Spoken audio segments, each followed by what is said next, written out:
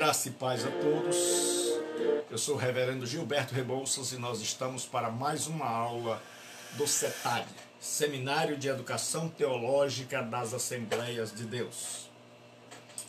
Hoje, 29/7/2020, nós estamos para mais uma aula. Nós estamos na disciplina de Eclesiologia, Teologia Sistemática 4, que abrange as doutrinas de... que abrange as doutrinas de pneumatologia, doutrina do Espírito Santo.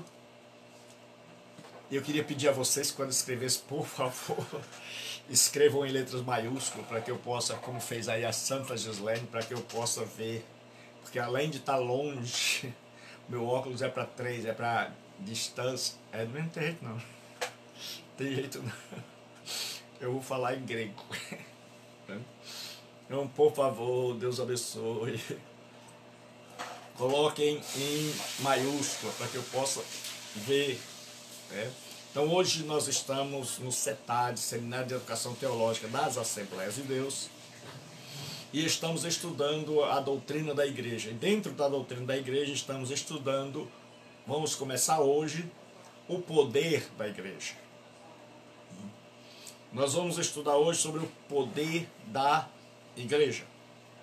Eu convido você a ler comigo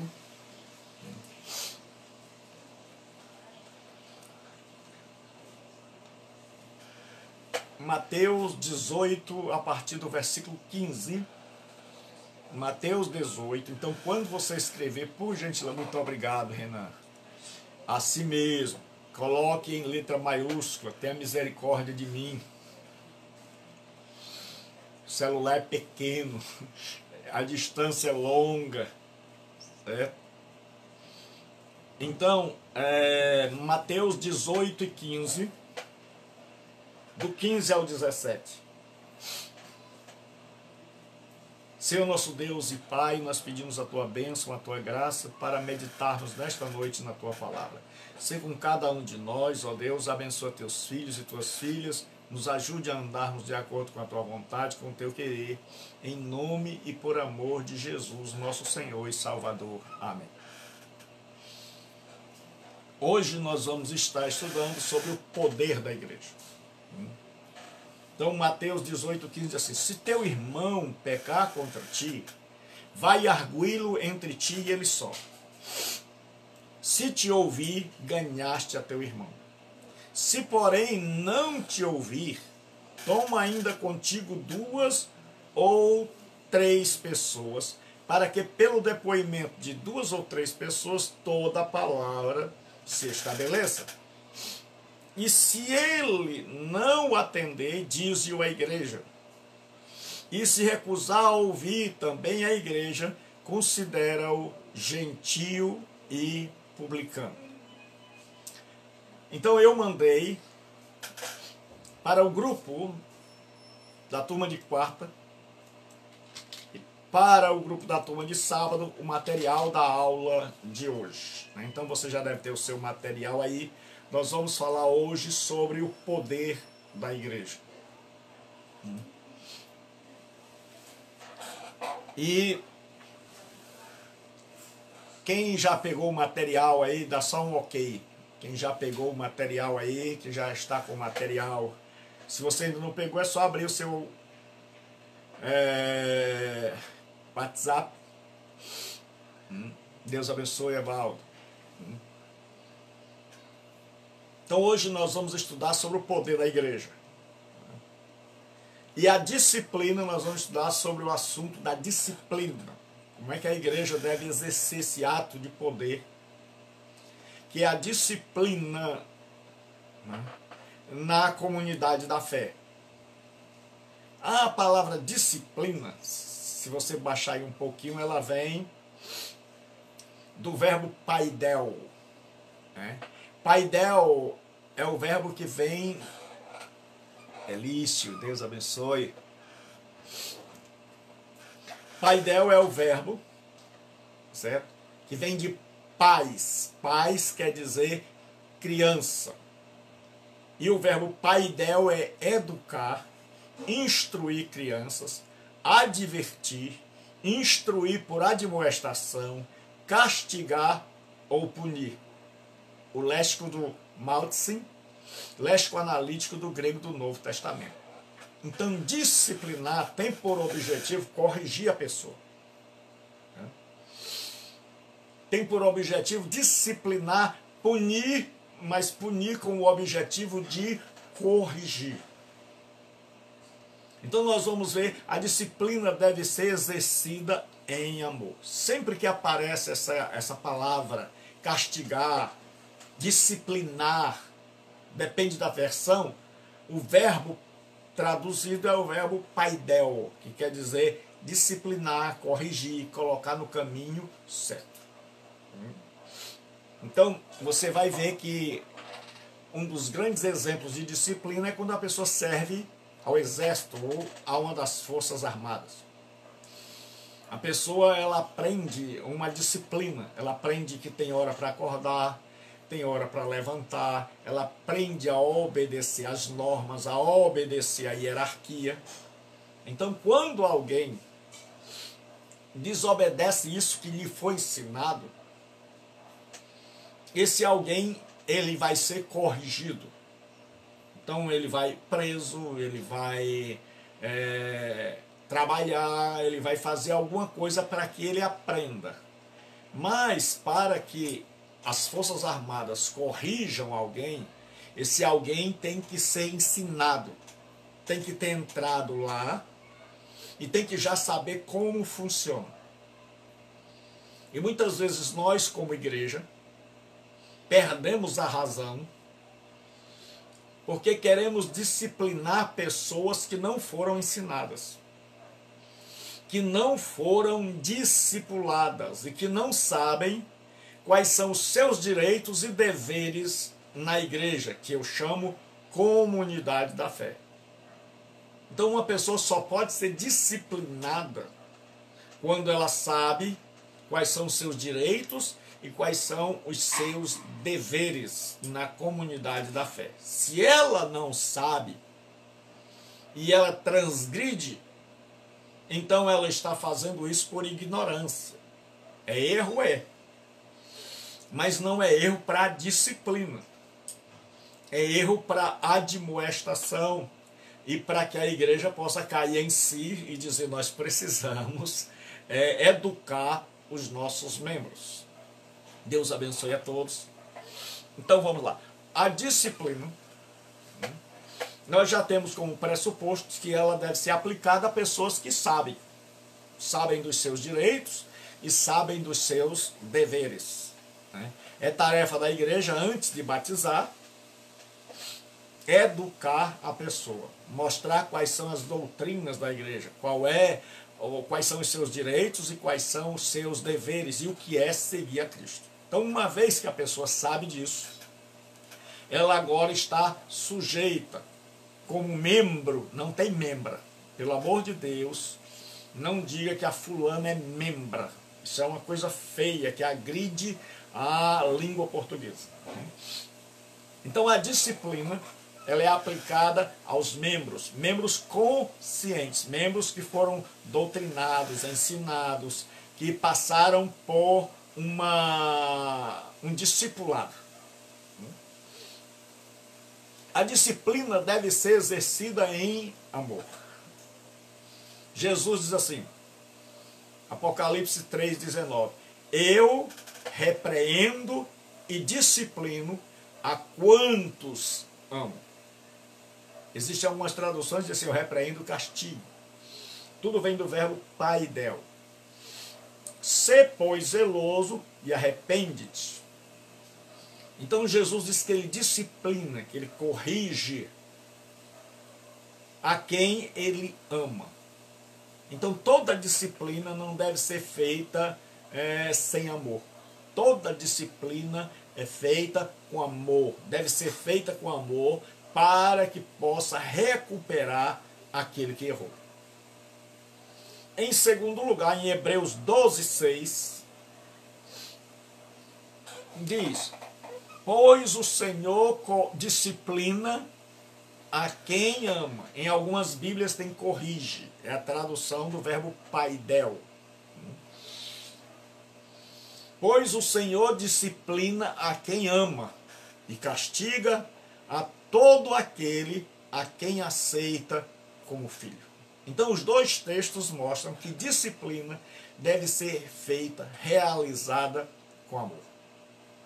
Porque se a disciplina não for realizada com amor, ela vai destruir e não erguer, levantar aquele que tropeçou. E aí nós vamos cometer um pecado, porque nós estamos abusando do poder que Deus nos deu. Então toda disciplina deve ser feita, exercida em amor. Em segundo lugar, a disciplina tem por objetivo livrar-nos da condenação.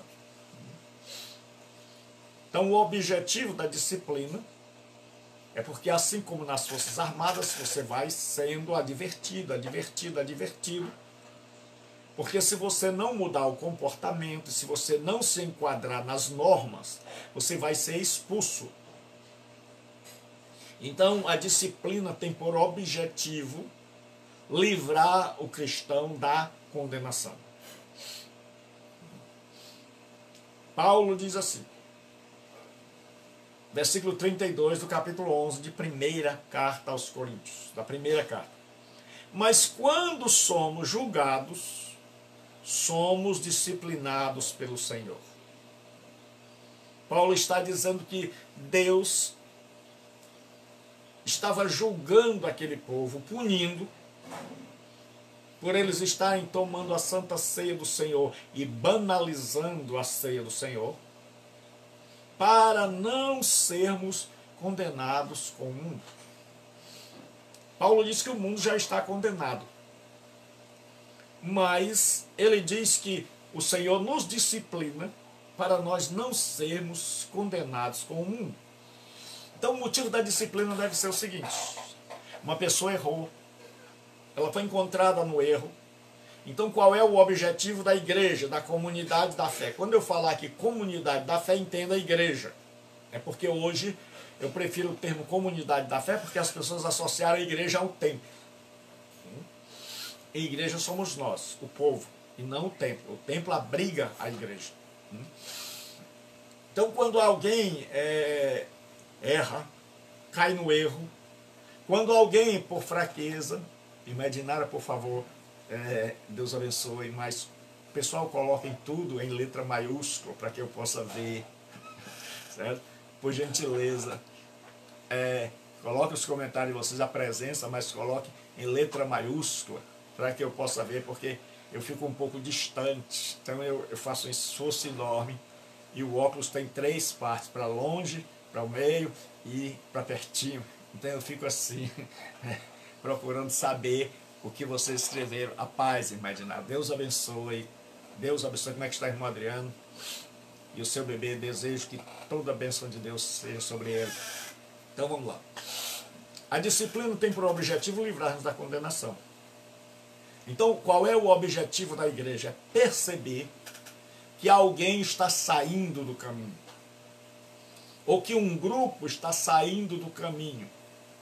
Então a igreja entra com a disciplina, com o objetivo de não deixar, de tentar impedir que aquela pessoa seja condenada, que ela tenha as mesmas práticas do mundo.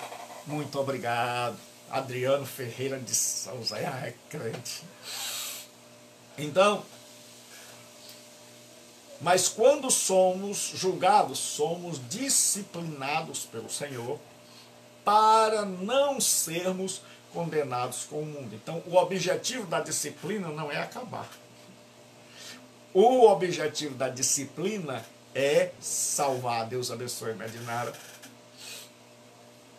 É livrar a pessoa daquele ato errado. É tirar a pessoa daquele caminho errado.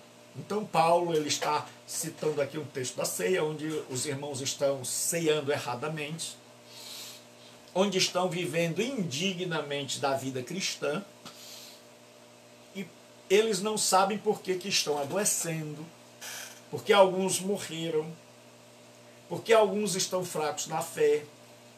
E aí Paulo diz, olha, o Senhor está nos disciplinando, está disciplinando vocês, porque Ele não quer, se vocês continuarem neste caminho, com esse tipo de atitude, vocês vão ser condenados. E Ele está disciplinando vocês para que vocês não sejam condenados com o mundo. Não tem jeito não, vou pedir de novo. Meus irmãos queridos, amados, idolatrados, coloquem em caixa alta, em letras maiúsculas, garrafais, para que este pobre professor possa ver. Então bota assim, presente, mais um presente. Estou dizendo? Pessoal, por favor, quem está entrando agora, Deus abençoe, seja bem-vindo. Mas eu estou pedindo desde o começo da aula, já estou gastando tempo precioso. Coloque em letra maiúscula. Maiúscula é aquela letra grande, certo? No seu celular tem uma letra pequena e tem uma letra maior. Então, coloque na letra maior, por favor, para que eu possa enxergar, certo? Deus abençoe. Então, vamos lá.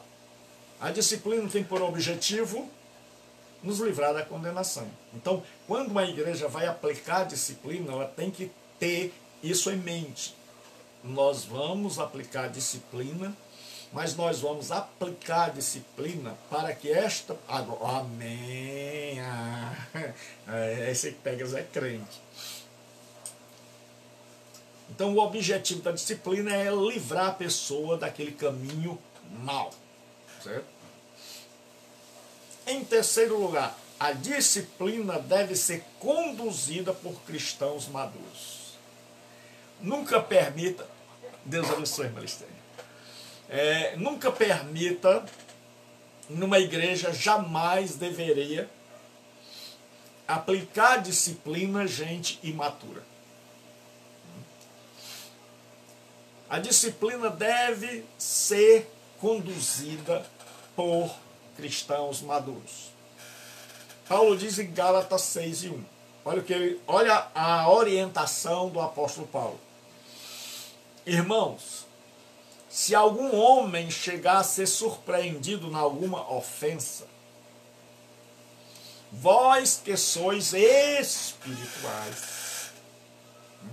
maduros, encaminhai o tal com espírito de mansidão. Então devem fazer uma abordagem com aquela pessoa com o espírito de mansidão. Porque se não for com o espírito de mansidão, se for querendo brigar como quem briga com o filho, se for querendo ir no peito e na raça, no que nós chamamos na marra, a pessoa, ao invés de aceitar a correção, ela se revolta. Porque a Bíblia diz que a palavra dura suscita a ira, mas a palavra branda acalma o furor. Então Paulo diz, olha, se vocês que são espirituais, não pode ser gente fofoqueira. Porque gente fofoqueira não tem ética. O que ele ouve, ele sai contando no meio da rua. Então, alguém espiritual é alguém que tem, no mínimo, ética. Que aquilo que ele ouve nas reuniões, que as decisões a respeito de disciplina, ele não sai contando. Que no outro dia, que às vezes o pastor diz, irmãos, o que a gente conversou aqui é algo nosso, eu estou compartilhando com os irmãos, para que a gente possa tomar uma decisão, mas é algo nosso, aqui só daqueles que eu chamei. E aí no outro dia, parece que ele não pediu nada, todo mundo sabe. Pastor Oliveira, por favor, coloque em letra maiúscula, por favor. para que eu possa enxergar, ter a compaixão desse seu irmão. Então vamos lá. Então o que acontece? Paulo diz: vós que sois espirituais. Então chame gente para ajudar na disciplina, gente espiritual, gente madura, em letra maiúscula, para que eu possa enxergar. Aí assim: encaminhai o tal com espírito de mansidão. Então não permita que numa igreja gente imatura participe da disciplina, porque não vai saber o que fazer e vai acabar fazendo coisa errada. E ele diz: olhando por ti mesmo, para que não sejas também tentado. Porque esse é um perigo que todos aqueles que vão corrigir, que vão tentar ajudar, muitas vezes a pessoa vai tentar ajudar alguém e ao invés desse alguém ser ajudado, esse alguém acaba arrastando a pessoa. Por isso que tem que ser alguém espiritual. Quantas vezes a pessoa pega alguém que está na igreja e ele vinha de um mundo da dependência química. E aí ele teve uma recaída, ele está bebendo, fumando. E aí quem vai procurar não é alguém maduro, não é alguém espiritual. Muitas vezes é um rapaz que andava com ele, é uma moça, é um novo convertido. E Paulo admoesta contra isto. Ele diz: porque aí o que acontece? Eita! O Tegas agora mudou o nome para Evaldo. Pastor Oliveira, por favor, coloque seu nome em maiúsculo, meu irmão, para que eu possa ver. Eu estou vendo só a foto. É o Tegas, o Pastor Oliveira. Então, o que acontece? Muitas vezes a pessoa vai tentar tirar o rapaz da droga, tentar restaurá-lo à comunhão, abordá-lo e acaba consumindo droga com ele. E quando a igreja vai perceber, já tem dois que estão caídos. Então Paulo diz que tem que ser quem vai abordar, quem vai disciplinar, são pessoas espirituais. Aí Paulo fala como deve ser o processo da disciplina. E aí ele diz que nesse processo da disciplina, a primeira intervenção é uma abordagem individual. Foi o texto que nós lemos.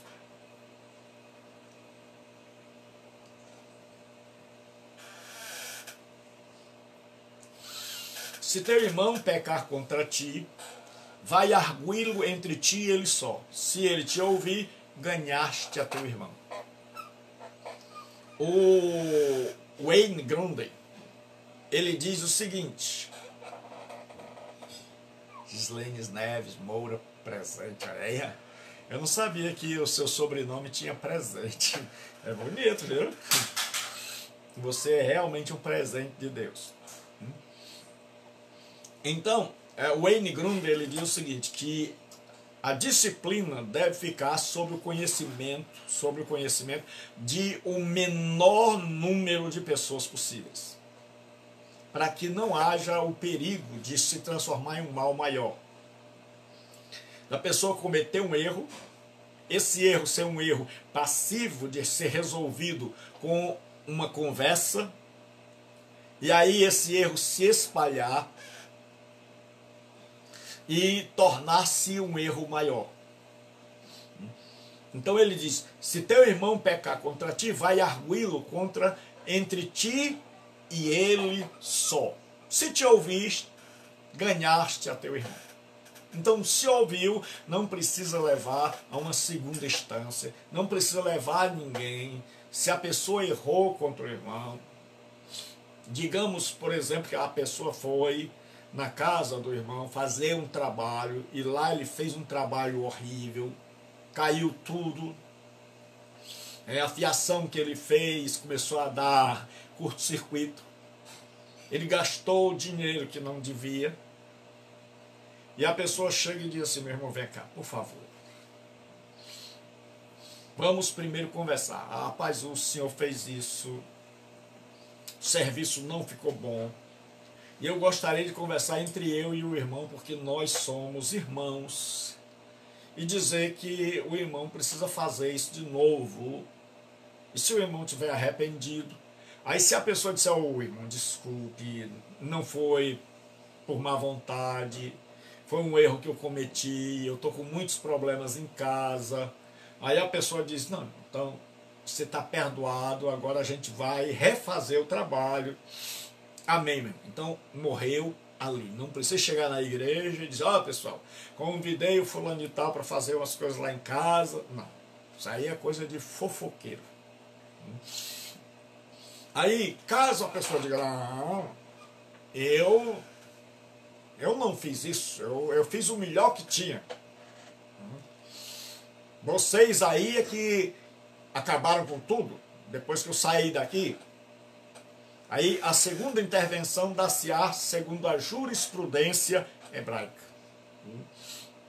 No Antigo Testamento, quando você tinha que abordar alguém por um erro, você tinha que levar no mínimo 2 ou 3 testemunhas, para que aquela acusação tivesse valor.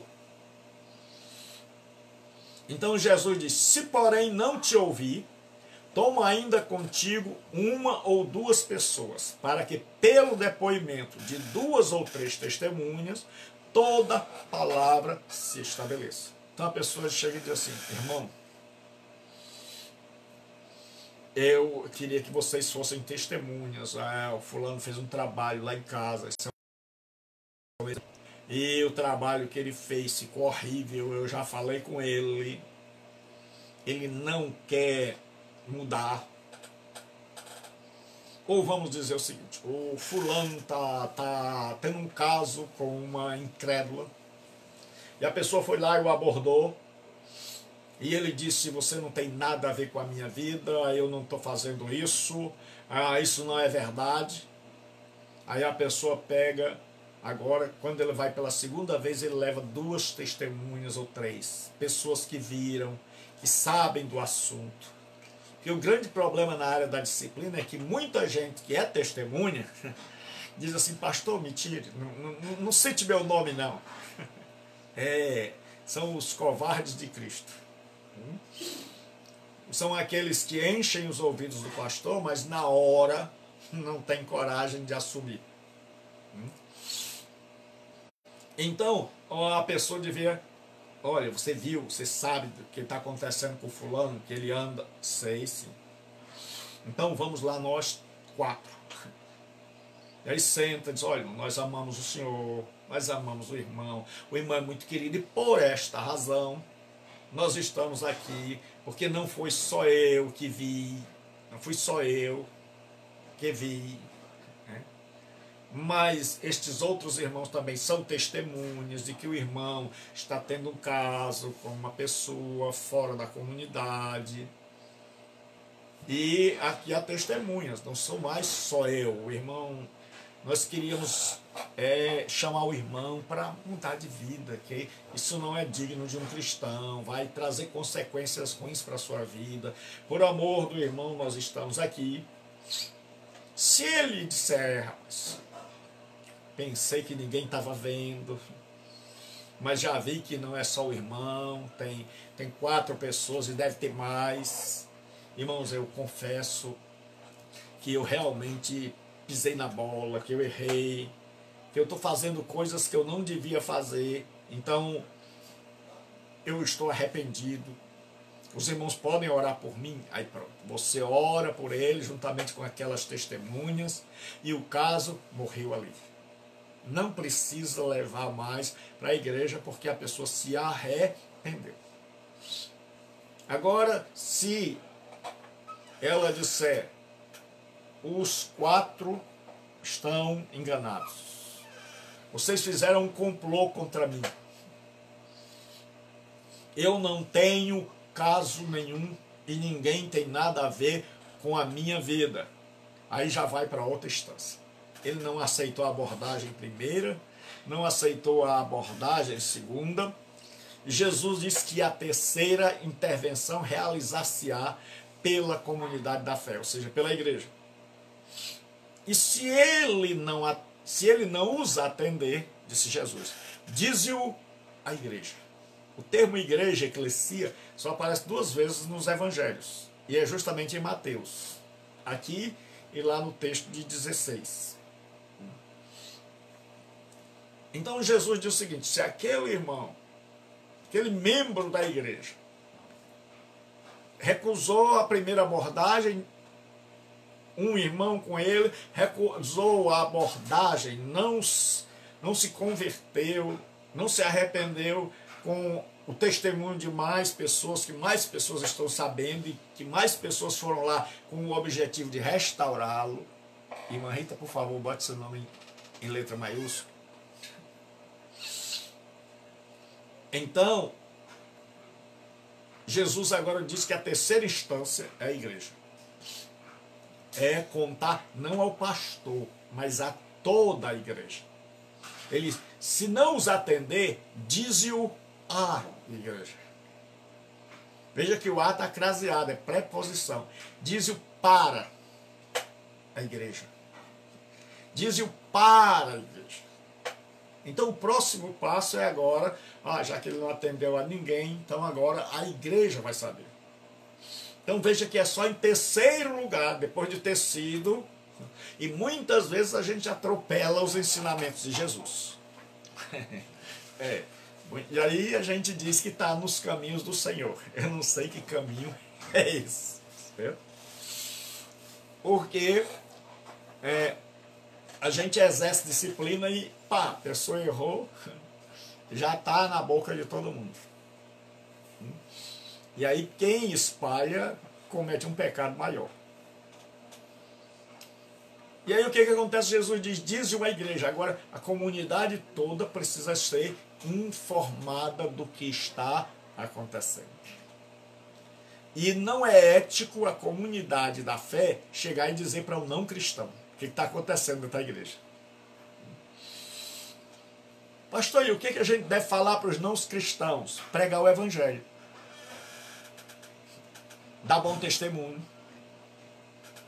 Mas não é ético você falar das coisas erradas dentro da igreja para os não cristãos, porque isso gera um mau testemunho e dificulta a pregação do evangelho. Então você que é fofoqueiro de Cristo, saiba de uma coisa. Seu trabalho não é contar coisas erradas. Seu trabalho é evangelizar. Então o que está dentro da igreja é para ser resolvido dentro da igreja. Você já ouviu aquele ditado que roupa suja se lava em casa. Então quando tem problemas, ele diz conta a igreja, ele não diz conta o bairro, ele não diz conta o estado, ele não diz conta para o governador. Jesus diz conte a igreja. Aí agora aquela pessoa vai ser chamada pela igreja. O pastor vai reunir a igreja. Esse é o processo do Novo Testamento. O pastor vai reunir a igreja e convidar aquela pessoa. Olha, nós estamos aqui, a igreja. Porque se o pastor assim fizer, ele não vai atrair a ira daquela pessoa. Porque muitas vezes, por nós fazermos o processo de forma equivocada, o que acontece? Só o pastor assume a responsabilidade. Ou porque ele não conhece o Novo Testamento, que devia conhecer, ou porque muita gente, ao invés de estar estudando, estar se preparando, quer dirigir e depois quer falar mal da Igreja Católica. Quer ser pastor pela tradição. A Igreja Católica, ela tinha 2 fontes de autoridade. E ela tem até hoje. Qual é a primeira autoridade? A Bíblia. Qual é a segunda autoridade? A tradição. A tradição era o ensinamento que vinha passando de geração a geração. Então, o bispo fulano de tal, ele agia assim. O cicrano ouviu e agiu também assim. Então, com o passar do tempo, a Igreja Católica foi mais para a tradição do que para a Bíblia. E hoje nós temos muitos evangélicos que vão assim. Eles aplicam a disciplina não pela Bíblia, mas porque eles dizem, não, meu pastor, o meu pastor, que era antigão, o meu pastor aplicava a disciplina assim, era um ano. Fulano errou, ele chamava em pleno domingo e aplicava assim, e eu estava sempre ali, aprendi com ele, e o que eu aprendi com ele eu coloco na prática.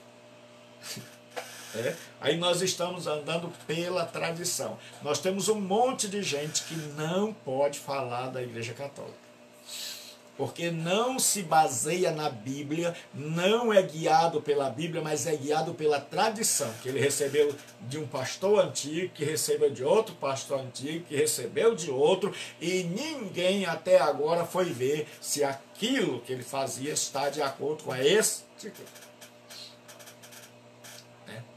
Então, quando a gente vai fazer alguma coisa, nós temos que ter o apoio das Escrituras para ter, nesse assunto, a bênção de Deus. Então, Jesus diz à igreja. Então, agora reúne-se a igreja, chama-se o fulano, dá a ele a oportunidade de se arrepender. É a terceira instância. Porque, meu irmão, se no mundo é assim, como é que na igreja vai ser menos? No mundo você vê que as leis, elas são estabelecidas e a pessoa é condenada numa instância, vai para outra, vai para outra, vai para outra, até esgotar os recursos. Mas muitas vezes na igreja, nós somos piores do que o mundo. A pessoa é condenada na primeira instância. E isso não é bíblico. Aí Jesus chama a igreja, aí o pastor dá ele agora, o pastor toma a liderança e diz, olha, vamos fazer o seguinte, nós estamos sabendo de que o irmão anda tendo um caso com uma pessoa não cristã, este caso já está sendo, vocês estão vivendo como marido e mulher, não é correto para um cristão, o senhor sabe disso, e nós aqui enquanto igreja não queremos a sua destruição, não queremos o seu mal-estar, não queremos que o senhor se perca, mas também não podemos apoiá-lo nessa situação. Queremos dizer que o senhor está errado e esperamos que o senhor se arrependa. E quem está dizendo isso não sou apenas eu, pastor, mas toda esta comunidade. Sim ou não, aí todo mundo levanta a mão. E se possível você tira uma selfie, que é para quando for na hora, a pessoa não diz, você tira uma foto, né? Pega o celular e registra quem levantou a mão, né? Quem estava ali naquela reunião. E aí o que acontece? Jesus disse que essa é a última instância, é o Supremo Tribunal Federal. Né? Aí Jesus diz, e se recusar a ouvir também a igreja, aí não tem mais para onde apelar. Aí foi a última instância. Certo? Se ele disser, pessoal, estou arrependido. Igreja, eu estou morrendo de vergonha. Eu errei. Fui fraco. Quero abandonar esse pecado. Aí não, a igreja ora por aquela pessoa. Certo? E agora o problema está resolvido. Mas caso ele persista no erro, ele diga, olha, ninguém aqui tem a ver com a minha vida. A vida é minha e eu faço dela o que eu bem quiser. Aí você vê que ele foi abordado 3 vezes. Deram a ele toda a chance de arrependimento. deram a ele o direito de defesa, e ele não quis. Aí Jesus diz: e se recusar a ouvir também a igreja, considera-o gentio e publicano. Ou seja, ele está excomungado. Ele agora é considerado um pecador igual aos outros, e não mais um membro da igreja. Então a excomunhão, exo, para fora de comunhão. Então esse homem foi expulso da comunhão da igreja. Mas ele só foi expulso depois de todo esse processo. Então, o que acontece? Resumindo, a igreja pode disciplinar. A igreja pode chegar até a excluir do hall de membros uma pessoa. Mas ela deve seguir esse processo. Primeiro vai um, conversa com ele. Depois vai uma comitiva, conversa com ele. Depois leva à igreja. Recusando-se a ouvir a igreja, a partir daquele momento ele é excluído do hall de membros. É dito a ele: o senhor não é mais membro desta igreja. O senhor não é mais participante desta igreja. O senhor está fora da igreja. E agora ele sabe que ele não é mais membro daquela comunidade da fé, e que ele agora, a partir de agora, aí sim, ele deve ser considerado um pecador, alguém a ser ganho, alguém como os demais pecadores, que você não vai tratar com ódio ou com indiferença, porque o grande problema é esse: a pessoa deixa a igreja, ou ela comete um pecado, se afasta, e a gente passa, nem conversa mais. Então essa pessoa agora é um pecador igual aos outros, que precisa ser alcançado. E aí você passa por aquela pessoa e diz: olha, boa noite, como é que vai o senhor? Tudo bem? Aí a pessoa diz: ah, pai, não me esqueceram. Não é? Aí você diz assim: olha, a gente pode um dia ir lá na sua casa fazer uma visita para pregar o evangelho? Aí agora você o está tratando como um descrente. E ele está percebendo que agora ele não faz mais parte da comunhão da igreja, mas também não foi abandonado. A igreja não o odeia. Todo esse processo foi feito com o objetivo de salvá-lo, e a igreja continua tentando ainda salvá-lo. Então este é o processo orientado por Jesus, e não segundo a tradição. Então cabe a cada aluno do CETAD, a cada um de nós, que a pessoa faça um autoexame e diga: a quem eu estou seguindo? Quais são os ensinos que eu estou seguindo?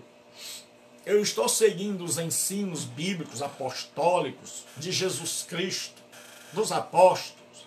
Ou eu estou seguindo a tradição que vem passando de pastor a pastor, de irmão a irmão, que tinha um coração bom, que tinha a alma no trabalho do Senhor, mas que infelizmente não estava em acordo, em sintonia com o ensinamento de Jesus Cristo? Então nós temos que ver, porque estudar a Bíblia é isso, é corrigir a nossa vida, é corrigir a nossa crença, é corrigir o nosso modo de agir. Aí nós vamos ver a disciplina na prática, certo? Porque agora Jesus já mostrou como é que se faz. E aí nós vamos ver a disciplina na prática.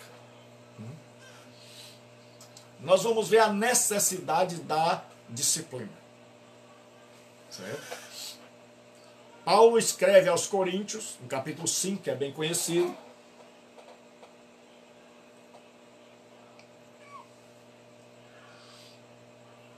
E ele diz: geralmente se ouve que há entre vós imoralidade, e imoralidade tal, como nem mesmo entre os gentios, porque nem os gentios, nem os romanos, nem os gregos admitiam que um homem deitasse com a madrasta. Até para eles isso era escandaloso, para eles que tinham a lassidão moral. Ele diz: isto é, haver quem se atreva a possuir a mulher do seu próprio pai, a madrasta. E contudo andais vós ensoberbecidos, e não chegastes a lamentar, para que fosse tirado do vosso meio quem tamanho ultraje praticou. Então qual é o grande problema? É que Paulo percebe agora a necessidade da disciplina. Ele está longe. Ele está em Éfeso. E o problema está ocorrendo em Corinto. E estas pessoas, agora é algo que fugiu da igreja. É algo agora que toda a comunidade está sabendo. Que todo mundo está sabendo. Agora, porque vai haver uma diferença. Aquela primeira orientação de Jesus é quando só sabe a pessoa e o fulano. Então não é quando a sociedade inteira está sabendo. Agora existe outro processo que é quando aquilo já saiu. Os fofoqueiros de plantão já levaram, ou então a pessoa descaradamente fez e agora está toda a sociedade comentando. Porque ele diz assim, geralmente se ouve. Então esse geralmente aqui, esse advérbio, é mais ou menos assim em todo lugar, em toda conversa. Os não cristãos, os pagãos estão falando desta imoralidade que está acontecendo dentro da igreja cristã de Corinto. E Paulo diz, e ninguém, porque aí quando esse assunto já é um assunto público, que toda a sociedade está falando mal da igreja, então aí tem que se tomar uma atitude imediata. Aí ele diz, e vocês não se preocuparam com isso? Vocês acharam que isso era normal? Porque no mundo de Corinto isso era algo normal. Então os crentes vieram do mundo, mas continuaram com o pensamento do mundo. Aí Paulo fala da autoridade da assembleia para disciplinar. De onde é que uma assembleia, de onde é que uma comunidade da fé tira a autoridade? Ele diz, eu na verdade, ainda que ausente em pessoa, mas presente em espírito, já sentenciei como se estivesse presente, que o autor de tal infâmia seja em nome do Senhor Jesus. Então onde está a autoridade? No nome de Jesus. Mas não é para chegar para o ofensor e dizer assim, como você fala com o demônio, em nome de Jesus. Não.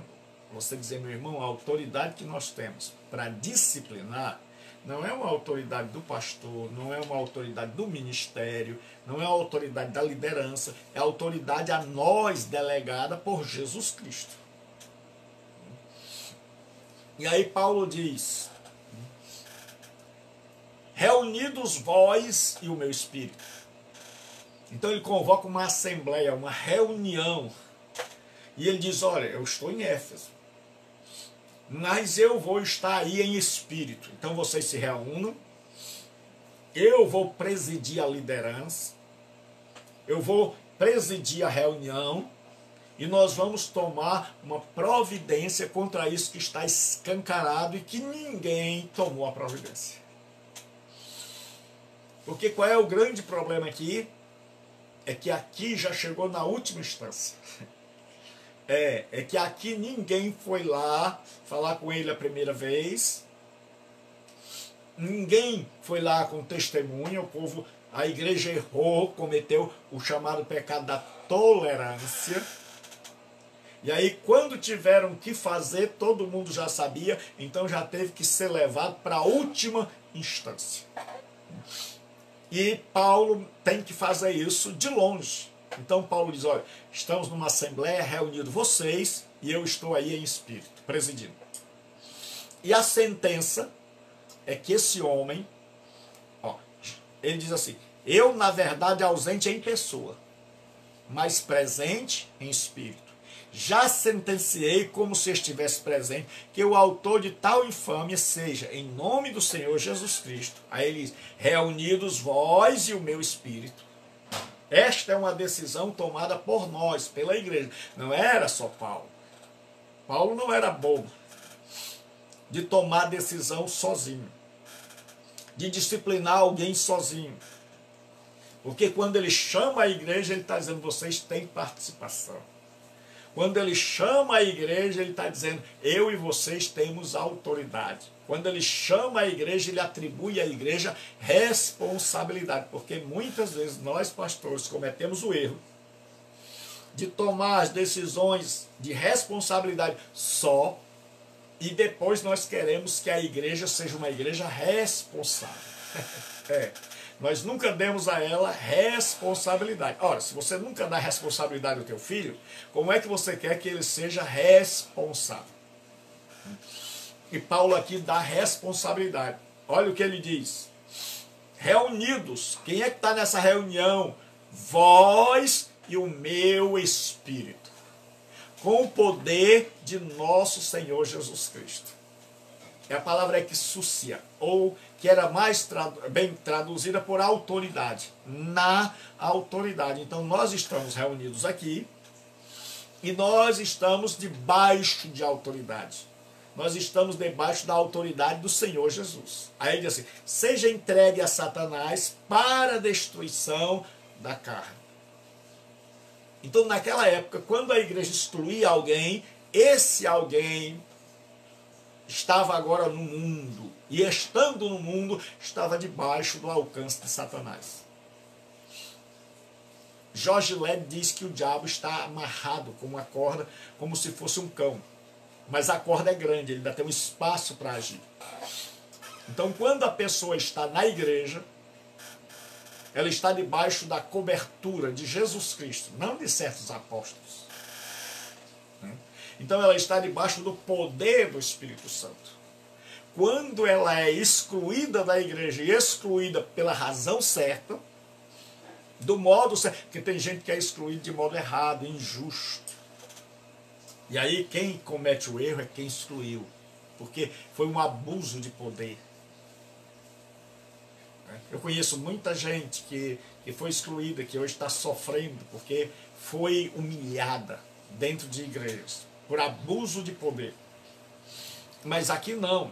Paulo está dizendo, reunidos vós e o meu espírito, com o poder, seja entregue a Satanás para a destruição da carne. Então agora ele vai lá para o mundão, ele vai sair da esfera da proteção de Jesus Cristo, e como qualquer outro mundano, secularizado, ele vai estar debaixo da atuação de Satanás. E aí Paulo diz o seguinte, que o objetivo daquela igreja, para a destruição da carne, a fim de que o espírito seja salvo no dia do Senhor. Qual era a esperança? É que aquela pessoa, ao se ver no mundo, ao se ver agora fora da igreja, excluída da igreja, dominada pelo maligno, sofrendo, talvez até pegando uma doença, ele se arrependesse.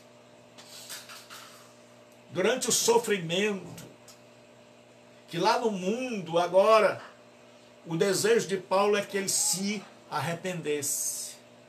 Que antes da morte, que na cama, ele se arrependesse, para que o espírito dele fosse salvo no dia do Senhor. Então veja que toda a disciplina tem o objetivo de restaurar. Mesmo quando essa disciplina é excomunhão. Nunca tem o objetivo de tornar aquela pessoa o nosso inimigo. Mas sempre tem o objetivo, o sonho da igreja deve ser, de mesmo em caso de excomunhão, de ter que tirar aquela pessoa do rol de membros e deixá-la lá no mundo, nas mãos do diabo. Que a igreja tenha a esperança, a expectativa de que aquela pessoa se arrependa. E que a igreja possa orar para que aquela pessoa compreenda o erro em que se meteu e que ela se arrependa antes da morte. Porque Jesus ele chega e diz assim: o Filho do Homem não veio para destruir as almas, mas para salvá-las.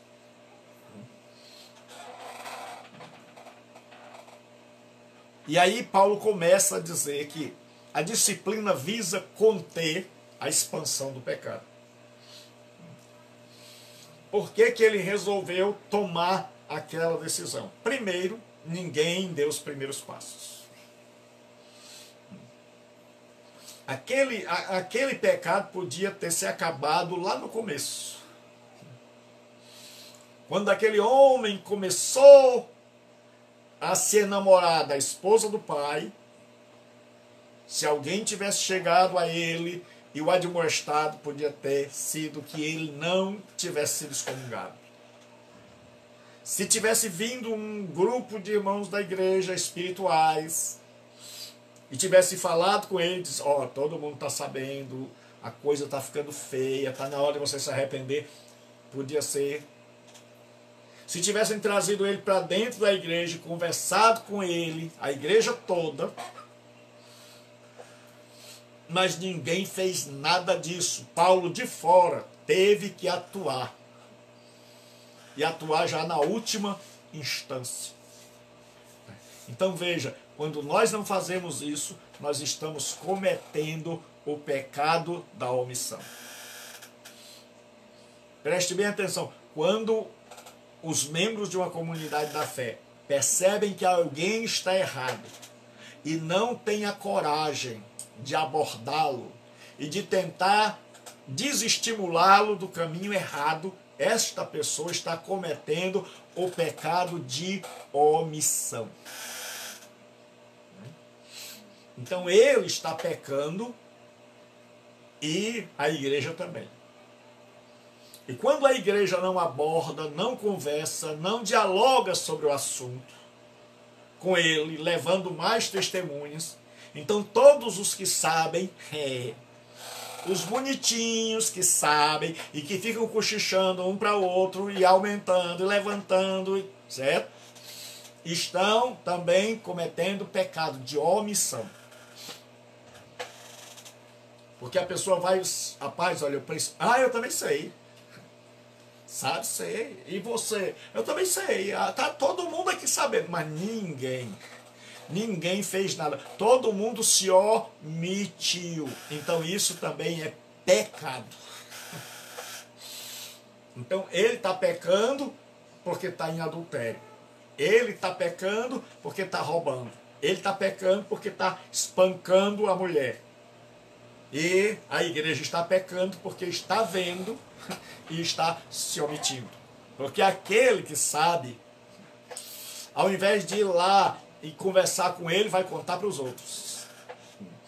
E aqueles outros que também viram e que não foram lá, não fizeram uma organização de um grupo de irmãos, uma delegação para ir lá tentar demover aquela pessoa daquele caminho, também estão pecando. E se não contam à igreja, isso depois de ter feito o processo todo, porque geralmente se conta à igreja logo no começo. Chega o fofoqueiro de Jesus, o mensageiro de Jó. Ele viu a pessoa espancando e antes dele fazer o primeiro processo, ele saiu na carreira para contar ao pastor. E aí ele sai contando para todo mundo, espalhou a notícia, pronto. Quem vê deve ser o primeiro a dizer: olha, eu vim aqui com o seu irmão falar com você. Se nós não fizermos isso, nós estamos pecando. Por isso que Paulo censura a igreja de Corinto. Olha o que ele diz aqui, ó. Haver quem se atreva a possuir a mulher de seu próprio pai, e contudo andais vós ensoberbecidos, e não chegastes a lamentar, para que fosse tirado do meio quem tamanho traje praticou? Paulo está dizendo: vocês não fizeram nada. Vocês estão também em pecado. Aí Paulo vai dizer que o processo da disciplina é para evitar que o pecado se alastre. para evitar que o pecado tenha sua expansão. Aí ele diz assim: não é boa a vossa jactância. Não sabeis que um pouco de fermento leveda toda a massa? Paulo disse: olha, vocês sabem.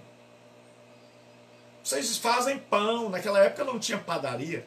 Todo mundo fazia o pão caseiro. Paulo disse: vocês pegam a massa, botam um pouquinho de fermento e a massa cresce. E Paulo diz: basta um irmão dentro da igreja errado para correr o perigo de pegar em todo mundo. Ele está dizendo: olha, vocês não sabem que um pouco de fermento leveda toda a massa? Ele está dizendo: eu estou disciplinando juntamente com vocês para que os outros vejam e digam: não quero isso não, estou fora. Estou fora. Porque ele sabe que se um faz, o outro se sente tentado a fazer também. Diz: olha, ele fez, não aconteceu nada, então a gente também vai fazer. E o outro diz: por que nós também não? E o outro diz: por que nós também não? Mas aí Paulo diz o seguinte: lembrem-se, um pouco de fermento, vocês deixaram um pouco de fermento dentro da igreja. A igreja é a massa. E vocês estão correndo perigo desse homem aí levedar toda a comunidade. Aí olha o que ele diz: lançai fora o fermento velho, para que sejais nova massa, como sois de fato sem fermento. Então Paulo diz: dentro da igreja não há lugar para o fermento, porque aquele homem não tinha mais espaço, ele se tornou fermento. Ele diz assim: pois também Cristo, nosso Cordeiro Pascal, foi imolado. Por isso, celebremos a festa não com o velho fermento, nem com o fermento da maldade e da malícia, e sim com os asmos da sinceridade e da verdade. Então Paulo diz: agora na igreja não pode haver fermento. A igreja não pode tolerar um pecado que pode se expandir e contaminar todos os demais. Deve agir. Que era o que esse povo não tinha feito. Então Paulo está dizendo: olha, isso eu estou fazendo junto com vocês para que o pecado não se alastre. D. A disciplina manifestada na reprovação da conduta errada. Ele diz que a disciplina ela deve ser manifestada na reprovação da conduta errada. Já em carta vos escrevi que não vos associasseis com os impuros. Refiro-me com isto não propriamente aos impuros deste mundo, ou aos avarentos, ou aos roubadores, ou aos idólatras, pois neste caso teríeis de sair do mundo. Mas vos escrevo que não vos associeis com alguém que, dizendo se irmão foi impuro, ou avarento, ou idólatra. Avarento é quem ama o dinheiro. Ou idólatra, ou maldizente, ou beberrão, ou roubador. Com esse tal, nem ainda com mais. Então Paulo diz o seguinte: se alguém está errando, você não aprova o erro dele. Então você não o convida para sua casa, você não o convida para um churrasco. E aí ele vai se sentir, e ele vai dizer: irmão, por que eu não fui convidado? A pessoa disse: meu irmão, porque nós não aprovamos a sua conduta. Porque muitas vezes a pessoa é disciplinada pelo pastor e pela igreja, ou só pelo pastor, e aí no outro dia vai um monte de gente lá na casa: ô irmão, eu não sou nem a favor, acho que o irmão não devia nem ser disciplinado, acho que pegaram pesado com o irmão, acho que o irmão devia mudar de igreja, se eu fosse o irmão não entregava mais nem o dízimo. Vai um monte de gente lá, e o apóstolo Paulo está dizendo: olha, vocês devem agir com essa pessoa como se ele fosse alguém que não está andando no caminho certo. Se ele está andando no caminho errado, vocês devem agir.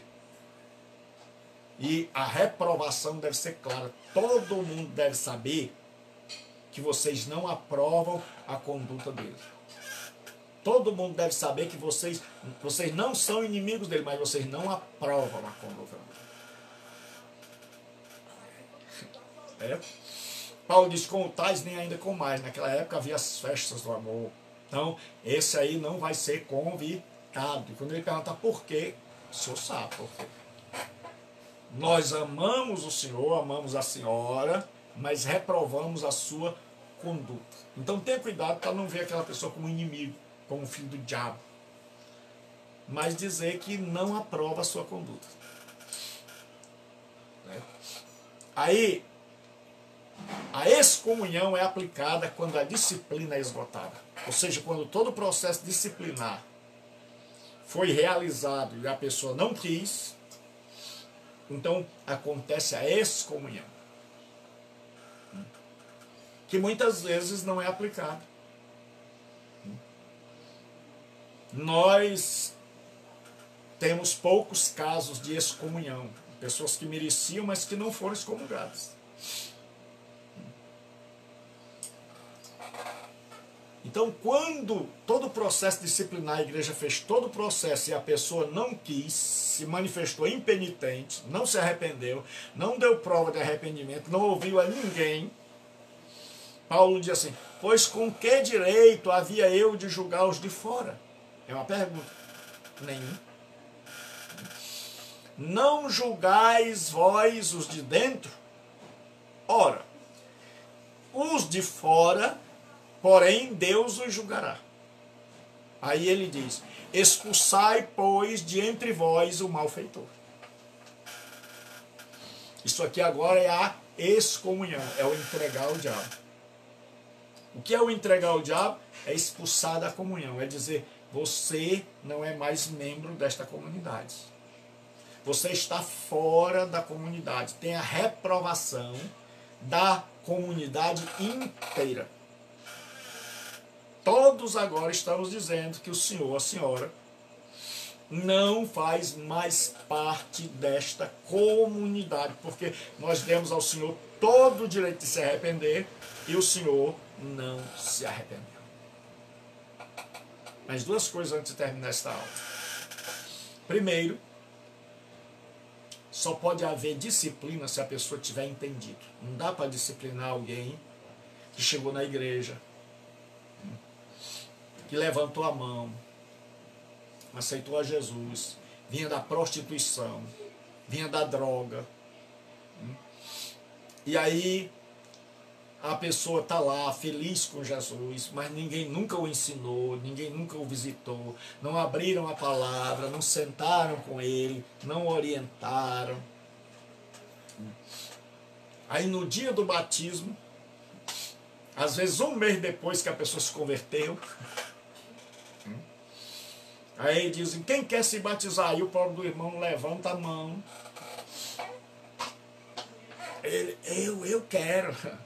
Ele não sabe nada. Aí o pastor está pregando sobre o batismo e ele diz, olha, agora que você vai ser membro, você pode ser disciplinado. Ele não diz quais são os direitos, ele não discipulou, a igreja não discipulou, esperou só pelo pastor.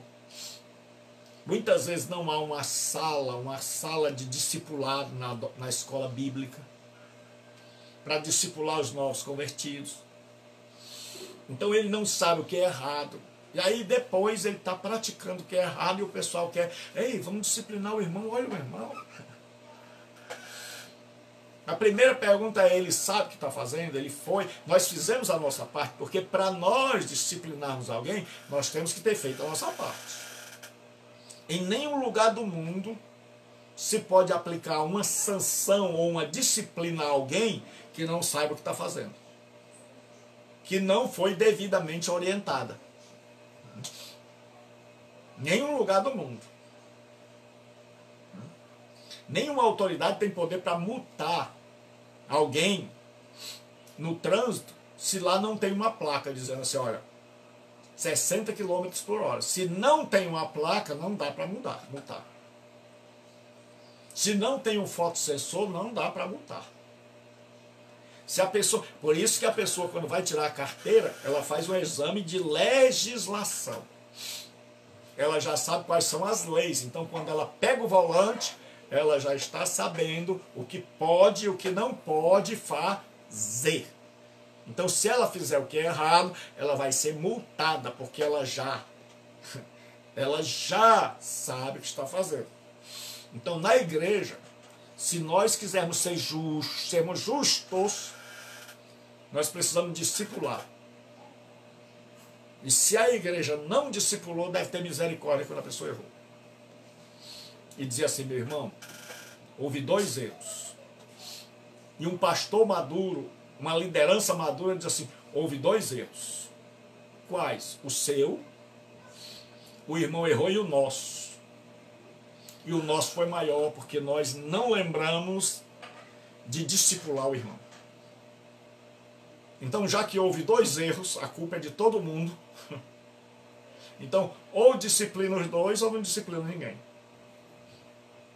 Então, deve-se dizer assim, ó, já que a gente não ensinou, já que a gente não discipulou, nós vamos dar uma advertência. Meu irmão, olha, não faça mais isso, porque de uma segunda vez agora o senhor já sabe. Aí a igreja se reúne e diz, rapaz, nós estamos pecando por omissão. As pessoas estão se congregando aqui e elas não sabem o que devem e o que não devem fazer. Elas não sabem biblicamente, ninguém sentou com elas, então nós estamos cometendo um erro. Aí não, quando você instrui, quando a pessoa é instruída, quando ela é discipulada, que você pergunta, sabe? Sei sim. Então agora, se ela errar, ela pode ser disciplinada. A disciplina pode ser por amor. Deve ser por amor. E aí você diz, pastor, e quanto ao tempo? O tempo é como a Covid. A pessoa pegou Covid. Aí a pessoa exclui ela da sociedade, faz o isolamento social e ela passa uns 15 dias isolada, para não contaminar outros. E depois ela vai sendo monitorada para ver se ela já está ficando melhor. E à medida em que ela vai melhorando, quando vê que ela está completamente curada, restaurada, que não há mais perigo dela transmitir o vírus ao outro, então ela agora sai. Isso vai mudar de pessoa para pessoa. Tem gente que leva 3, 4 meses, tem gente que leva 1 mês. Então vai depender da mudança da pessoa. O que eu quero dizer?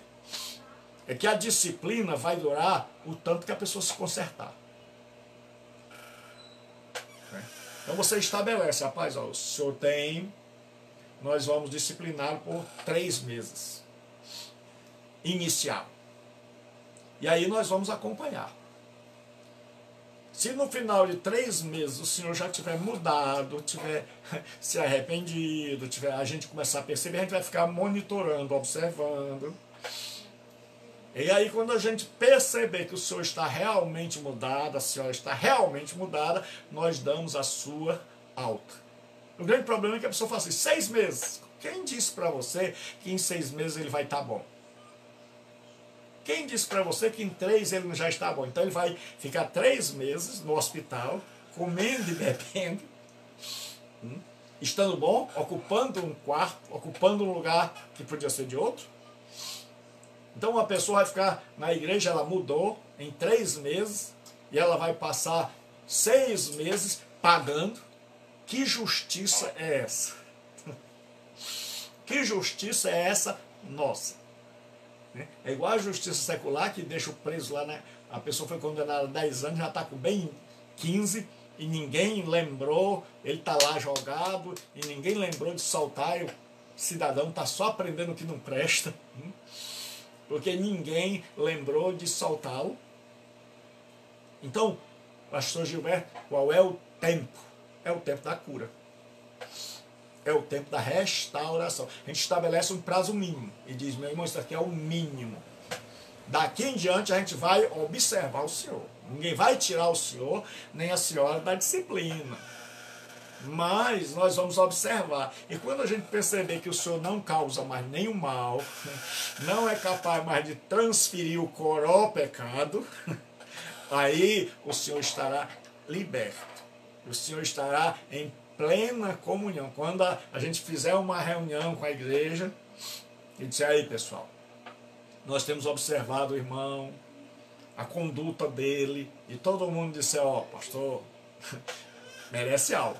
Mudou, se arrependeu, já conversei com ele. Porque assim como a igreja faz uma reunião para disciplinar, deve fazer uma reunião para readmitir na comunhão. E aí, uma vez que todos foram a favor, o pastor comunica. E outra coisa,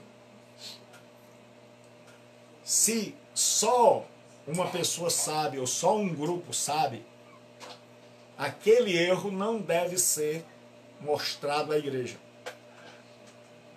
Veja que Jesus disse que resolve-se lá. Porque muitas vezes a gente suja a imagem da pessoa.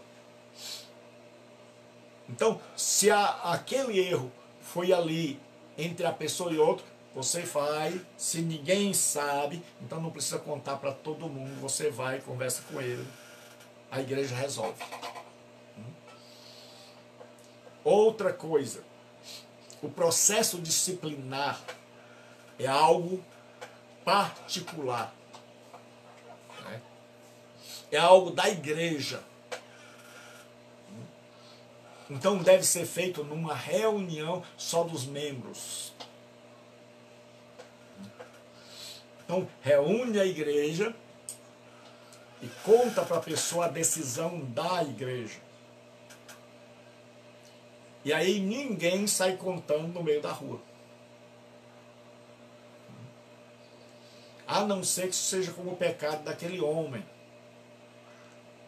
que estava dormindo com a mulher do pai e todo mundo sabia. Aí o que acontece? Quando toda a sociedade já sabe, aí a igreja tem que dar uma resposta para a sociedade. Aí a pessoa chega e diz, rapaz, lá na tua igreja, o fulano, rapaz, dorme com a mulher do pai, vive com a mulher do pai. Como é que pode? Aí a pessoa diz, não. Ele não está, ele foi disciplinado por isso. Aí a pessoa, como é? Ele hoje está afastado de tudo na igreja e ele está disciplinado por isso, e caso ele continue, ele vai ser expulso da igreja. Aí o povo diz, mas é só quando a pessoa vem perguntar a você, não é você que é o mensageiro do cão e que vai espalhar para todo mundo. Ei, pessoal, chega aqui, chega aqui.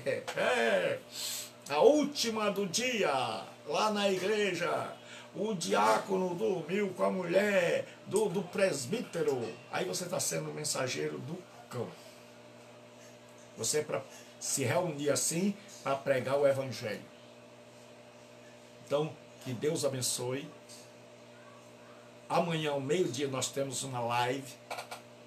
Nós estamos de segunda a sábado falando sobre os 5 solas da Reforma Protestante. Só a Bíblia, só a graça, só a fé. Amanhã nós estaremos dando continuidade só a fé. Você é meu convidado. No Instagram, hoje às 23h30, 23 horas eu entro. Nós estamos com uma pregação evangelística. Só mensagem evangelística mesmo, para ganhar almas. E nós estamos também, aos domingos, estudando o livro do profeta Jonas às 10 da manhã. E às 20h45, 15 para 9, nós estamos pregando. Então, de segunda a quinta nós temos aula, às 20 horas, pelo Facebook. Então, se você ainda não segue essa página, basta clicar. Se você está no notebook, basta clicar em seguir.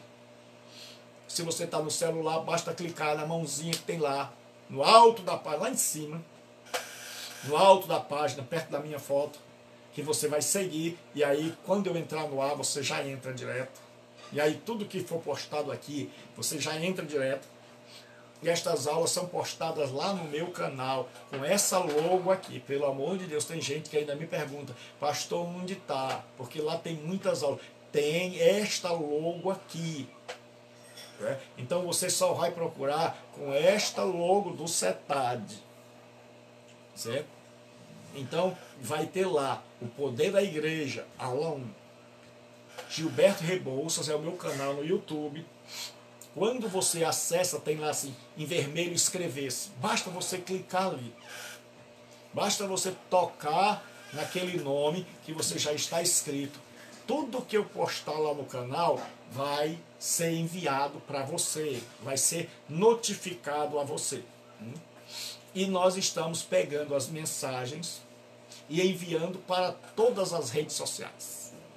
Então, se você assistiu a aula hoje, não esqueça de deixar seu nome, como meu amado irmão Jailson fez assim. Jailson, ó, o nome dele completo. Jailson Cláudio Vieira Presente.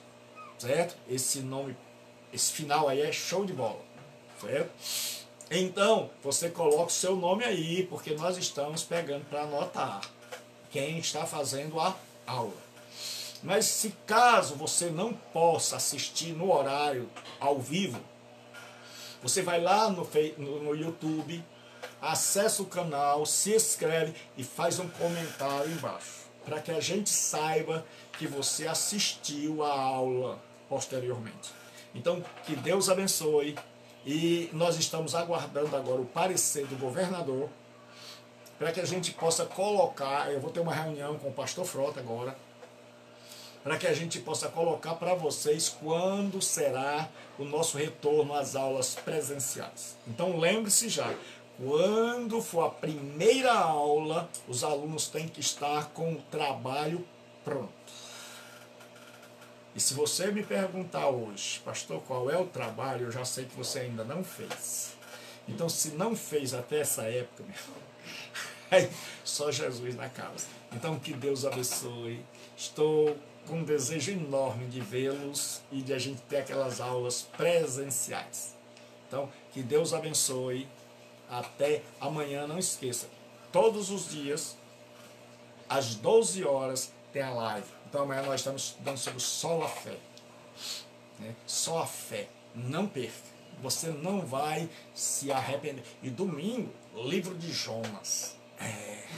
Livro de Jonas do domingo. E domingo à noite, depois que você voltou da igreja, 15 para as 9, pregação da palavra de Deus. Hoje à noite, mensagem puramente evangelística no Instagram.